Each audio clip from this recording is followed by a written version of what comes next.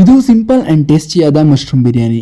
ಇದನ್ನ ಮಾಡೋದು ಹೇಗೆ ಅಂತ ನೋಡೋಣ ಬನ್ನಿ. ಫಸ್ಟ್ ಟೈಮ್ ನನ್ನ ಚಾನಲ್ ನೋಡ್ತಿದ್ರೆ ದಯವಿಟ್ಟು ಸಬ್ಸ್ಕ್ರೈಬ್ ಮಾಡ್ಕೊಳ್ಳಿ. ಮಿಕ್ಸಿ ಜಾರಲ್ಲಿ ಒಂದು ಹಿಡಿಯಷ್ಟು ಬೆಳ್ಳುಳ್ಳಿ, ಒಂದು ಹಿಡಿಯಷ್ಟು ಕಟ್ ಮಾಡಿ ಇಟ್ಕೊಂಡಿರುವಂತಹ ಶುಂಠಿನ ಹಾಕೊಂಡು ನೀಟಾಗಿ ಪೇಸ್ಟ್ ಮಾಡ್ಕೊಳ್ಳಿ. ಮೇಡ್ ಶುಂಠಿ ಬೆಳ್ಳುಳ್ಳಿ ಪೇಸ್ಟ್ ಯೂಸ್ ಮಾಡೋದ್ರಿಂದ ಟೇಸ್ಟ್ ತುಂಬಾ ಚೆನ್ನಾಗಿ ಬರುತ್ತೆ. ಈಗ ಅದೇ ಜಾರಲ್ಲಿ ಕಟ್ ಮಾಡಿ ಇಟ್ಕೊಂಡಿದ್ದಂತಹ 3 ಟೊಮೊಟೊನ ಹಾಕಿ ಗ್ರೈಂಡ್ ಮಾಡ್ಕೊಡಿ. ಇಲ್ಲ ಅಂದ್ರೂ ಅದನ್ನ ಹಚ್ಚಿ ಕೂಡ ಹಾಕ್ಬೋದು. ಈಗ ಸ್ಟವ್ನ ಆನ್ ಮಾಡಿ ಒಂದು ಕಡಾಯಿನ ಬಿಸಿಗೆ ಇಟ್ಕೊಂಡು ಸ್ವಲ್ಪ ಕಡಾಯಿ ಬಿಸಿ ಆದ್ಮೇಲೆ 1-2 ಸ್ಪೂನ್ ಅಷ್ಟು ಆಯಿಲ್ನ ಆ್ಯಡ್ ಮಾಡಿ.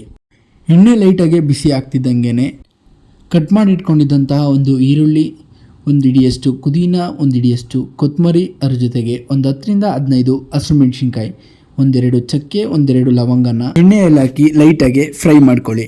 ಈ ಥರ ಎಣ್ಣೆಯಲ್ಲಿ ಫ್ರೈ ಮಾಡೋದ್ರಿಂದ ಬಿರಿಯಾನಿ ತುಂಬ ಫ್ಲೇವರ್ಫುಲ್ ಆಗಿ ಬರುತ್ತೆ. ಲೈಟಾಗಿ ಕಲರ್ ಚೇಂಜ್ ಆಗೋವರೆಗೂ ಅದನ್ನು ಹುರ್ಕೊಂಡು ಸ್ಟವ್ನ ಆಫ್ ಮಾಡಿ ಸ್ವಲ್ಪ ಹೊತ್ತು ಕೂಲ್ ಆಗೋಕ್ಕೆ ಬಿಡಿ. ಇವಾಗ ಹುರಿದಿಟ್ಕೊಂಡಿರೋಂತಹ ಮಿಶ್ರಣನ ಮಿಕ್ಸಿಯಲ್ಲಿ ಹಾಕಿ ಒಂದು ಸ್ವಲ್ಪ ವಾಟರ್ನ ಆ್ಯಡ್ ಮಾಡಿ ಫೈನ್ ಪೇಸ್ಟಾಗಿ ರುಬ್ಬಿಟ್ಕೊಳ್ಳಿ. ಅದೇ ಟೈಮಲ್ಲಿ ಬಿಸಿನೀರ ಕಾಯಿಟ್ಕೊಂಡಿದ್ದೀನಿ. ಈಗ ಅದಕ್ಕೆ 1 ಸ್ಪೂನಷ್ಟು ಕಲ್ಲುಪ್ಪು, ಸ್ವಲ್ಪ ಅರಿಶಿನ ಸೇರಿಸಿ ನೀಟಾಗಿ ಬೇಯಿಸ್ಕೊತೀನಿ.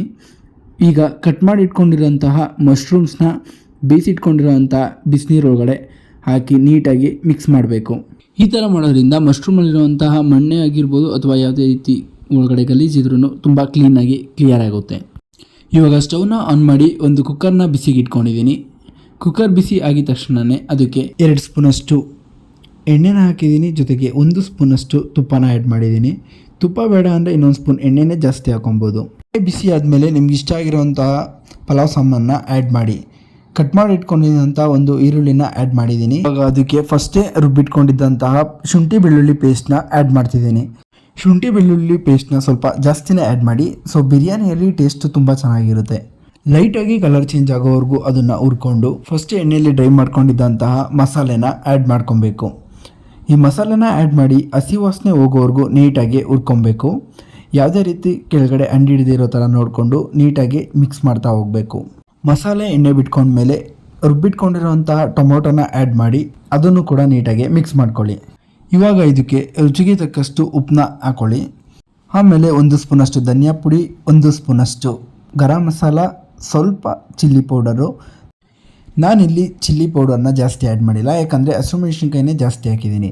ಮತ್ತು ಯಾವುದೇ ರೀತಿ ಬಿರಿಯಾನಿ ಮಸಾಲಾಸ್ನ ಕೂಡ ಆ್ಯಡ್ ಮಾಡಿಲ್ಲ. ಇದಕ್ಕೆ ಇವಾಗ ಬಿಸಿನೀರಲ್ಲಿ ಬೇಯಿಸಿಟ್ಕೊಂಡಿದ್ದಂತಹ ಮಶ್ರೂಮ್ಸ್ನ ಆ್ಯಡ್ ಮಾಡ್ತಾಯಿದ್ದೀನಿ. ಮಸಾಲ ಎಲ್ಲ ಮಶ್ರೂಮ್ಗೆ ಹಿಡಿಯೋ ಥರ ನೀಟಾಗಿ ಮಿಕ್ಸ್ ಮಾಡ್ಕೊಬೇಕು. 1.5 ಸ್ಪೂನಷ್ಟು ಮೊಸರನ್ನ ಹಾಕಿ ಮಿಕ್ಸ್ ಮಾಡ್ಕೊಳ್ಳಿ. ಇಲ್ಲಿ ನೋಡ್ತಿರ್ಬೋದು ಎಷ್ಟು ನೀಟಾಗಿ ಗ್ರೇವಿ ಥರ ರೆಡಿಯಾಗಿದೆ ಅಂತ.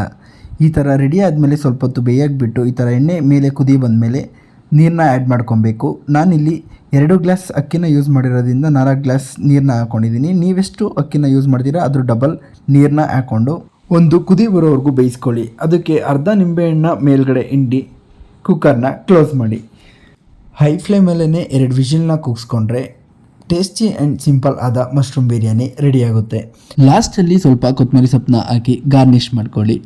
ನೀವು ಒಂದ್ಸಲ ಟ್ರೈ ಮಾಡಿ ಟೇಸ್ಟ್ ಹೇಗಿತ್ತು ಅಂತ ಕಮೆಂಟಲ್ಲಿ ತಿಳಿಸಿ. ವಿಡಿಯೋ ನೋಡಿದ್ದಕ್ಕಾಗಿ ಧನ್ಯವಾದಗಳು. Thanks for watching. Have a nice day.